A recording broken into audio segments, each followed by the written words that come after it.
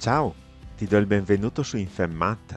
In questo tutorial analizziamo la sintassi di tre funzioni di ricerca e riferimento di Excel, la funzione scegli e le funzioni a matrice dinamica scegli.call e scegli.riga, queste ultime disponibili solamente nelle ultime versioni di Excel. Si tratta di tre funzioni utilissime che, come dice il nome, permettono di effettuare delle scelte in base a uno o più indici. Come vedremo, si può scegliere anche casualmente un elemento da un elenco di argomenti, oppure si possono estrarre a scelta una o più colonne, oppure una o più righe da una matrice. Per comprendere al meglio la sintassi di queste tre funzioni, procediamo subito con un primo esempio. Iniziamo!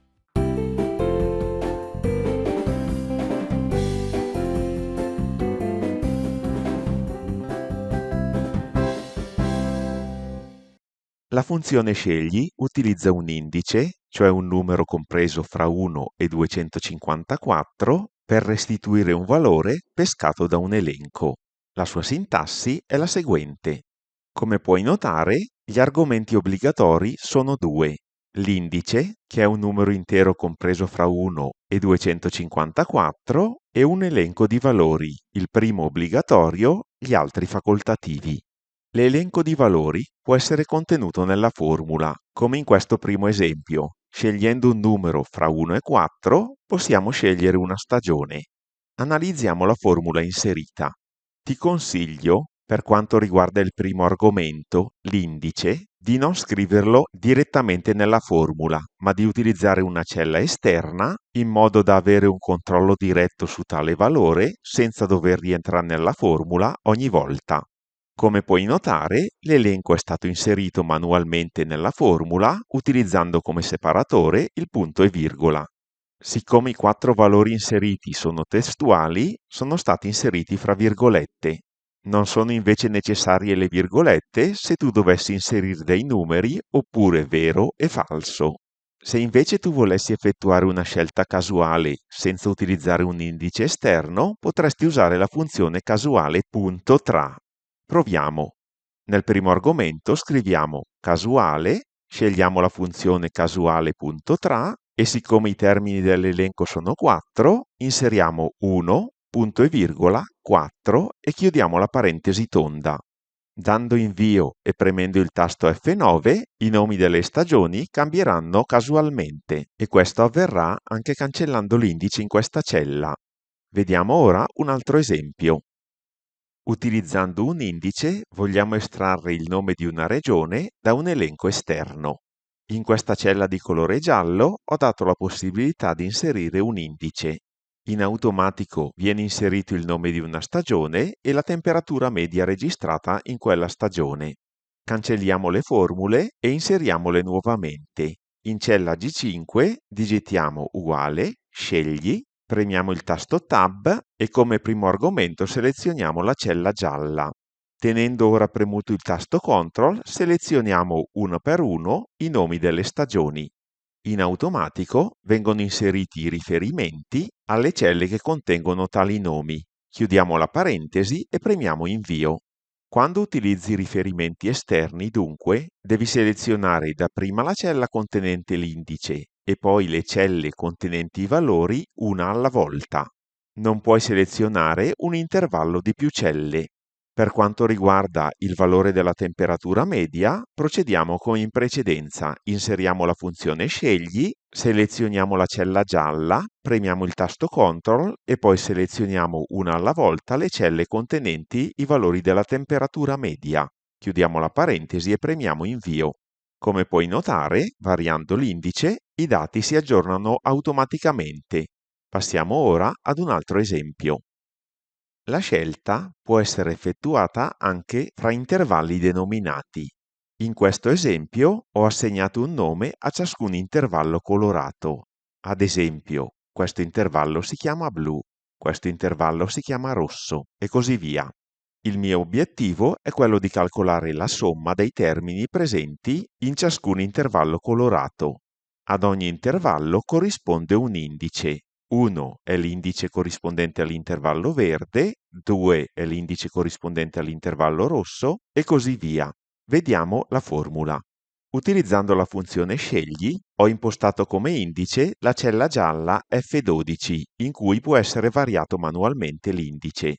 Come valori ho inserito i nomi degli intervalli denominati verde, rosso, giallo e blu, senza utilizzare le virgolette, poiché non si tratta di testo. La funzione scegli è stata poi nidificata all'interno della funzione somma e dunque, mediante la funzione scegli, scegliamo un intervallo e la funzione somma somma i numeri presenti nell'intervallo. Premendo invio otteniamo la somma desiderata e variando l'intervallo otteniamo la somma dei termini in esso presenti.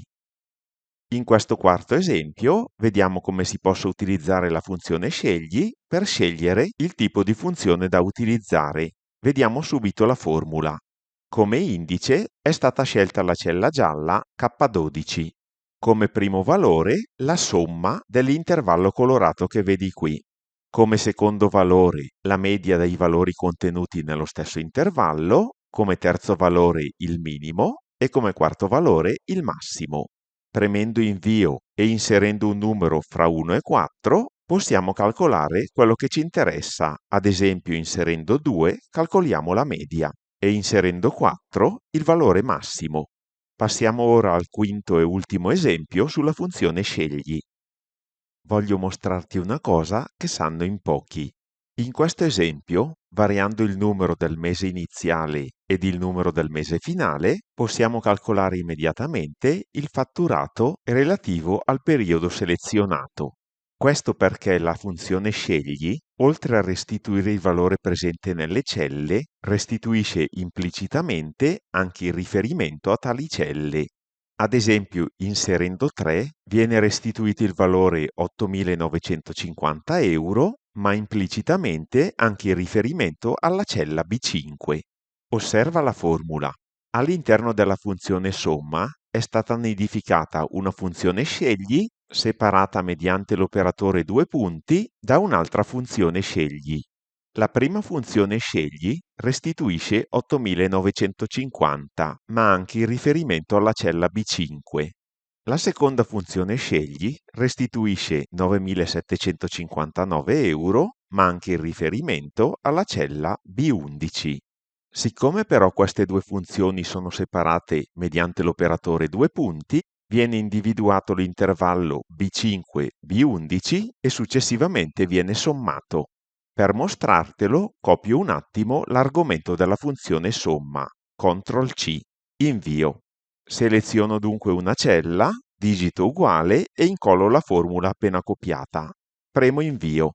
Come puoi notare, viene proprio sommato l'intervallo B5-B11 e dunque, variando a piacere il mese iniziale ed il mese finale, puoi ottenere la somma desiderata. Vediamo ora una delle ultimissime funzioni che Excel ci mette a disposizione. Nella parte sinistra è visualizzata la tabella delle vendite semestrali di PC Accessori. Vogliamo mettere a confronto nella tabella a destra le vendite di febbraio e di maggio. Quando vogliamo estrarre una o più colonne da una tabella, possiamo utilizzare la nuova funzione scegli.call. La sua sintassi è la seguente. Come puoi notare, i primi due argomenti sono obbligatori. Il primo argomento è la matrice che vogliamo analizzare. Gli argomenti successivi sono dei numeri che rappresentano le posizioni relative delle colonne che vogliamo estrarre. Posizioniamoci in cella J3 ed inseriamo la funzione uguale scegli, selezioniamo la funzione scegli.call e come primo argomento selezioniamo la matrice dei valori, escludendo le intestazioni. Digitiamo punto e virgola e per scegliere il mese di febbraio digitiamo 2, poiché si trova nella seconda colonna, punto e virgola, e per scegliere maggio 5. Chiudiamo la parentesi e premiamo invio. Come puoi notare, le due colonne sono state estratte correttamente. C'è però un problema, la formula non è dinamica. Selezionando un altro mese, la formula non si aggiorna. Possiamo però modificare tale formula utilizzando la funzione confronta.x.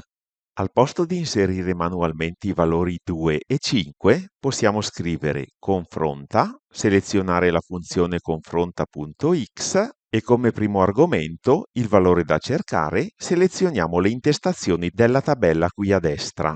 Digitiamo punto e virgola e come secondo argomento, la matrice, selezioniamo i nomi dei mesi nelle intestazioni della tabella qui a sinistra. Siccome la funzione confronta x restituisce corrispondenze esatte, possiamo chiudere la tonda e premere invio. Come puoi notare, selezionando ora un qualsiasi mese, i dati vengono estratti correttamente. Dobbiamo però risolvere ancora un piccolo problema. Quando il mese non viene inserito, la funzione confronta non trova il valore corrispondente e la funzione scegli.call dà un errore di valore non disponibile. Correggiamo dunque la funzione inserita mediante la funzione se.errore. Subito dopo l'uguale scriviamo se.errore, selezioniamo la funzione se.errore e qui alla fine digitiamo punto e virgola, virgolette virgolette, chiusa la parentesi tonda. In questo modo, quando la funzione scegli.call restituirà un errore, la funzione se.errore lascerà la cella vuota. Premo invio e l'errore è scomparso. Inserendo ora il nome di un mese, tutto funziona correttamente e possiamo effettuare i confronti anche invertendo l'ordine dei mesi. Qui in basso ti ho riportato la formula utilizzata. Vediamo ora un esempio sulla funzione scegli.riga. Abbiamo a disposizione la tabella contenente i dati relativi alle vendite annuali di PC e accessori.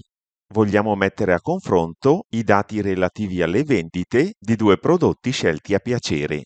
La funzione che Excel ci mette a disposizione per raggiungere velocemente il nostro obiettivo è la funzione scegli.riga.